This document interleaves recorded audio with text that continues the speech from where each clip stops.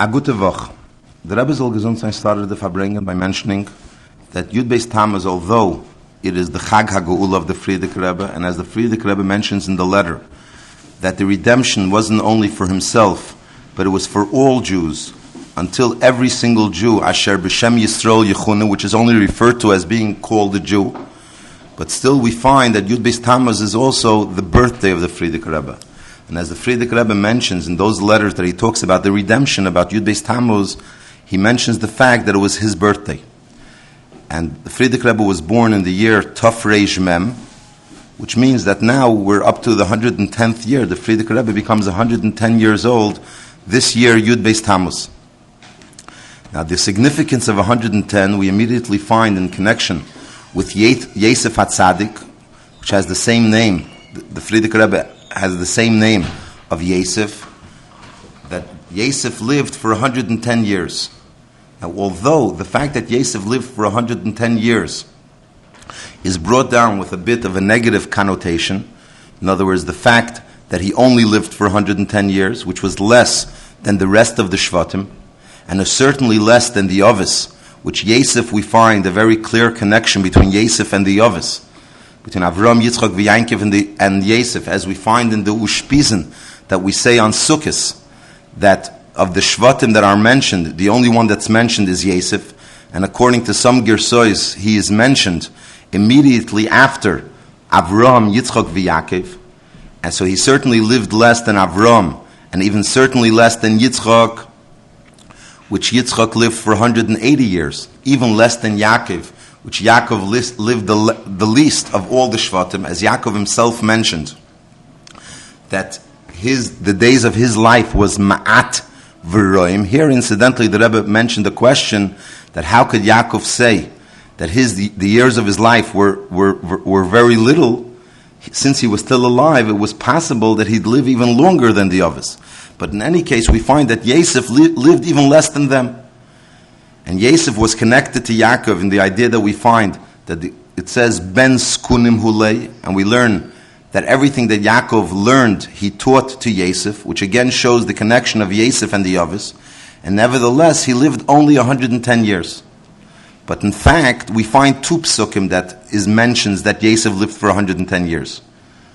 The second pasuk that mentions that Yosef lived for 110 years, it mentions that Yosef saw grandchildren and even great-grandchildren. So in other words, it is trying to bring out the mile of the fact that he lived 110 years. And as the Rebbe said, that we find in all inyanim of Torah, that there are many ways to be mefarish it. There are shivim panim l'Torah. There are 70 ways of explaining every part of Torah. So certainly there is a way of explaining that Yosef's living 110 years was a maila. And the maila was similar to the idea that we find by the Ovis, that Avram was a bo bayomim, which means that his days were full. So in the same way, by Yosef, the fact that that he lived 110 years were 110 of the full years, complete years. And in fact, that's why also he had B'nai Shileshim and B'nai Ribeim, which immediately teaches us in Avedas Hashem, the idea of Shileshim and Ribeim is the idea of Shalish is connected to Teira Shebiksav. Teira is referred to as being Urient Lisoy, a Teira which is made up of three parts, Teira, Neviim, and Ksuvim, and Teira Shebal Peh is referred to as being the fourth. Why is it the fourth? As the Gemara says in Shabbos, that Gimel Dalid means Gemel Dalim. So the Dalid represents the Dal, the poor man, and the Gimel is the one that's giving to the Dal. Teira Shebal Peh is a recipient of Teira Shebiksav, as we find everything, Leka Midi, Delei Remizi Beiraisa, everything in Teira Shebal Peh originates from Teira Shebiksav. So therefore, the idea of 110 years and connection with Shileshim Ribeim represents the idea of being full years which are full, with both Shileshim Teira Shebiksav and Ribeim, which refers to Teira Shebal Peh, which immediately also is connected to the idea of Yomim Al Yimei Melech Teisif, which we find the idea of Arichas Yomim by a Melech, which is connected to Yosef. Yomim Al Yimei Melech Teisif, Lashon Heisofa, similar to the word Yosef. especially since we find the word melech. Melech, the Avis weren't referred to as being melachim. Avram Avinu was called Nasi Alikim Ata B'Sichenu, he was a Nasi, but the Lashon Melech is only said B'Nigeya Yosef HaTzadik, that he was a Mishnah LaMelech. And he was a Mishnah LaMelech in the idea that Rak HaKisei Egdal Mimeka. In other words, everything else of a Melech he had, Biladecha, without you, Le'yorim Ishis Yadiv Esragli, no one will raise his hand or foot. In other words, everything that they did was done only according to the instructions of Yosef. But the idea of a Kisei, the Kisei Amlucha, was something that only Pari had. Well, what does it mean? When we think about a melech has in him two things. On one hand, we find that a melech has to be much higher than the rest of the people. As we find by Shaul HaMelech, that Mishichmi V'Mayla, even his shoulder, was higher than everyone else. Gaveya Mikol Ha'am. On the other hand, in order for a melech to be a proper melech, he has to be involved in the needs of the nation. So he has to lower himself, so to speak, and get involved in the needs of every single person that's living in his country, which is the idea of a kisei. When a person sits down, he's, so to speak, lowering himself to the other people. So on that we say that there's one part of a melech which is connected to keser melucha, to the crown. And the crown of a king is not necessarily the king himself, but as we find B'Nigeya in the Megillah, that Vasharnit and Keser Malchus Bereishe, there's a possibility of putting a Keser on somebody else, even not the king, and that Yosef had. What Yosef didn't have was the Kisei HaMelucha. That was only Raka Kisei Egdal Mimeka. That was something that only Pari had. And when we talk about every Jew also, where is the Keser of every Jew which connects him to the Eibishter, which is the true idea of kingdom? As we find by David HaMelech, that where is the real idea of Malchus? Malchus is only Beis David has Malchus. And one of the simonim of the simon to prove that if someone was Roy for Malchus Beis David was that HaKeser Heil Mosik, that he fit the crown. If the crown fit him, that showed that he was fit, he was Roy L'Melucha. In the same way, we find that the Aseres Hadibris has 620 Asius, Terach Asius, Tofreish Chof Asius, which are the words of Keser, which means that how does a Jew have a Keser? And the Keser HaMelucha, which connects him to the Eibishter, that's through the Aseres Hadibris. And in the Aseres Hadibris itself, there are 613 letters, besides the last two words, Asher L'Reyacha. Asher L'Reyacha is the additional 7 letters, which make up the 620 letters. Which means that the idea of Avas Yisrael, that Asher L'Reyacha, that makes up the Keser of a Jew. Which immediately teaches us that the only way that a Jew should really have a Keser, which is connected to the Eibishter, is only through also worrying about another Jew, being involved in Avas Yisrael. And as we learn in Pirkei Avos, that Yehei Kveit Chaver Chachav V'Lecha Kishalach, until Kishamayim, that the kavod of the Chaver should be similar to the kavod of the Eibishter, which when you talk about your own kavod being similar to the kavod of the Eibishter, that would obviously be just the opposite of what kavod Shamayim is all about. But when you're talking about the kavod Chavercha, the kavod of Yechaver could be even as great as kavod Shamayim, which is the emphasis on Avas Yisrael. The Rebbe also emphasized, mentioning Pirkei Avos, the idea of Hamidu Talmidim Harbe, learning with other Jews, and learning with other Jews in a way of making new shiurim, especially if you could institute a shir which is of 10 Jews, and actually be a Magid shir for these 10 Jews. So that itself is also part of the Hamidu Talmidim Harbe, as the Rebbe mentioned many times in the last few weeks.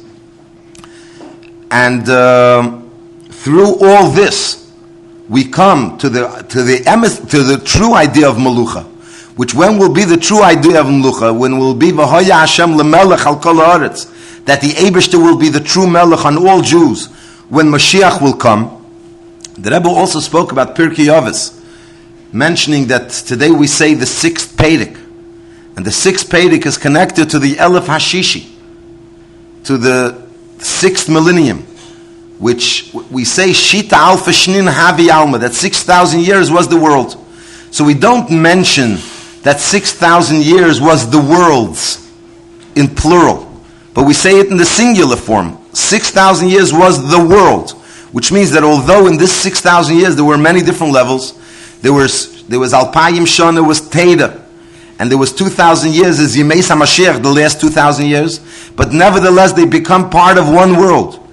And they are all a Hagdama, an introduction to the seventh millennia, which will be the Shabbos, the 7,000 year, which will be in Shabbos, which in Shabbos is also two ideas. On one hand, we say it's a seventh day, which means, shows that it's connected to the previous days. But on the other hand, we also say that it's something which is completely higher than the original 6 days, which is the days of Yemei HaMashiach, when everything will be in a much higher level.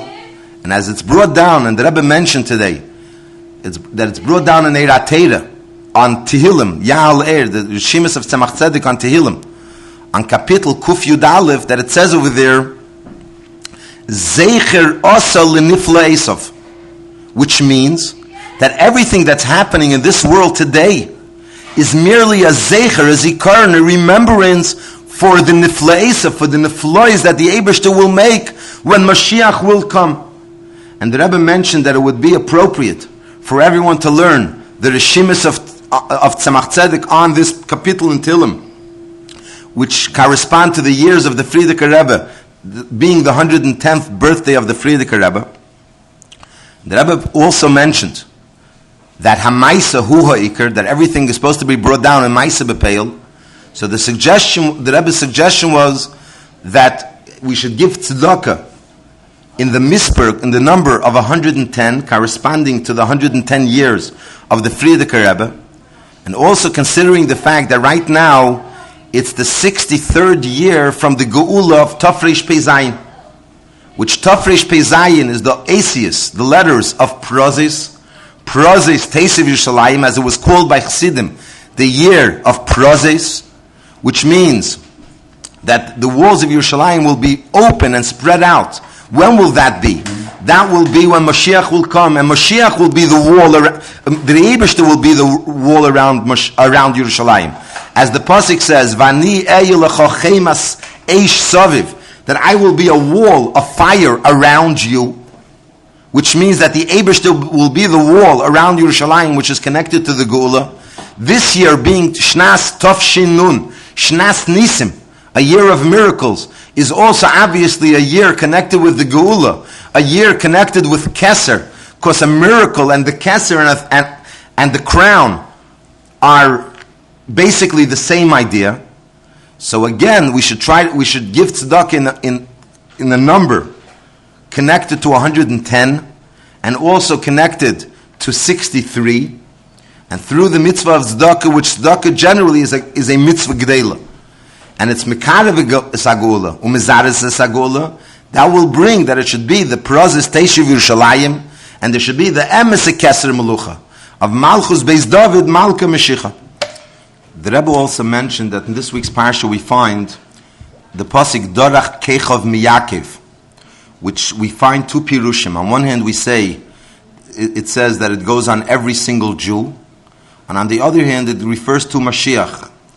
And as it's explained, the Rebbe explained many times that Dorach Kechav Miyankev actually refers to Mashiach, but in every single Jew there is the Mashiach which is in every single Jew, and the Mashiach in every single Jew is something which has to be revealed in every Jew, and it's so much so that it's brought down actually in halacha in Rambam, because as it is known that the Rambam wrote his sefer halachas, that every word in Rambam is part of halacha, and these psukim of this pasuk of Dorach Kechav Miyankev in this week's parsha, as well as many psukim in this week's parsha that refer to Mashiach, the Rambam explains that it refers to Melech HaMashiach, first to David and also to Melech HaMashiach, and how through the Mashiach in every Jew we bring out the Geula of this world, which will eventually come through the Mashiach, actual Mashiach, which will begale the Jews.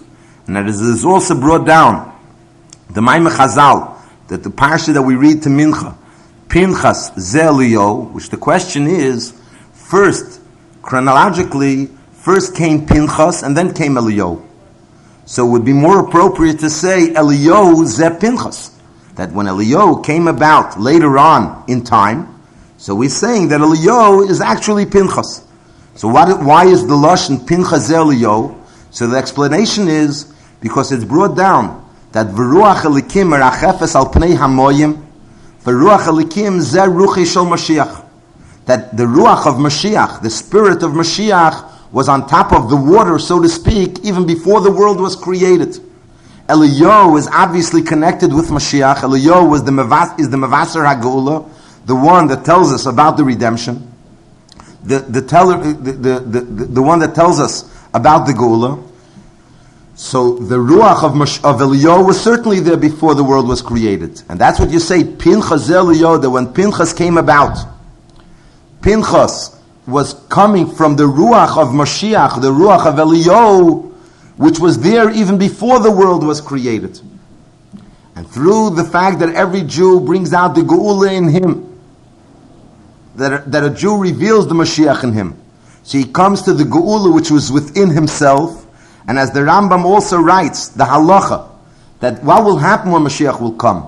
There will be limud ha-Torah, and limud ha-Torah in such a way that it will be kamayim layom mechasim, which there are two places in Rambam, as the Rebbe also mentioned many times. There is in Hilchos Tshuva where the Rambam brings down the pasuk Molad, it's Deis Hashem, that the world will be filled with the knowledge of Hashem, and the Rambam doesn't bring down the end of the pasuk kamayim layom mechasim. Then there's the Rambam at the end of his Sefer, in Hilchos Yemei HaMashiach, where the Rambam brings down the halacha that Molad is Deis Hashem, kamayim layom mechasim, which shows on how much the world will be filled up with the knowledge of Hashem. In the same way a Jew, as an introduction to the Yemei HaMashiach, a Jew is supposed to try to see to it that he himself should be able to learn Torah in a way as if he has nothing else that is disturbing him. Because as the Rambam himself mentions in Hilchos Shuvah, that when something is disturbing him, it's difficult for him to learn Torah and be Mekayim mitzvahs. So the Aved of a Jew is that he should learn Torah in a way as if there are no disturbances at all.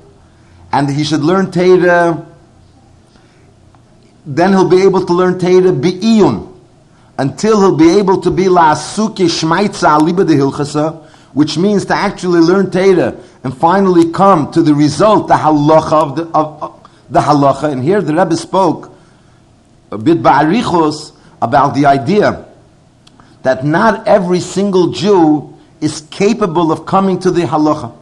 In other words, a person has to realize his potential, and a person has to realize that sometimes he's learning Torah, and he's trying to understand Torah to the best of his ability, but not necessarily that he came to the point where he's able to reach himself the halacha of Torah. And therefore he has to ask a Rav, what's the halacha? And what is a Rav? A Rav is someone that's able to learn Torah and actually come to a maskana in a halacha. And when is a person really considered a Rav? Only if he has smicha on Rabbanus, which smicha doesn't only mean that he learned the halachas and he got the paper connected to smicha, but smicha means that he's actually fit to paskin a halacha, which means he also has the expertise and he has the practice, and he knows the practicalities of halacha, and he's able to understand how the halacha actually works in day-to-day life. And that's something which is connected to a practicing Rav. And this is extremely important for people to realize their potential and their capabilities. And every person is supposed to learn Torah to the best of his abilities. But when a person is roy to be a Rav, then there is a special sayayta d'shmai, there's a special help of the Eibishter that he should paskin the way he's supposed to paskin. And as the Rebbe mentioned, that there's a famous story of a Rav that became a Rav in a very big city, and he was a very great Rav. The Rebbe didn't want to mention the name. But as the Pashas the Rebbe referred to the Neideb Yehuda, that when he became a Rav, and he was a very great Rav, so they wanted to test him to see whether or not if he's fit to be a rabbi. So they brought to him many, many questions, many difficult questions. And all of them he answered properly. But there was one question that he answered, and it came out that it was not like Reiv Deis of Poskim, that most Poskim didn't hold like that. So they came and they asked him, how is it that he paskin this way?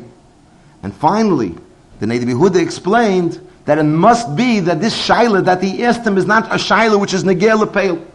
It's not a real shaila. It was only a made-up shaila. Because if it would be a real shaila, they certainly would have had the siyata d'shmaya to be mechaven the emes lamitase.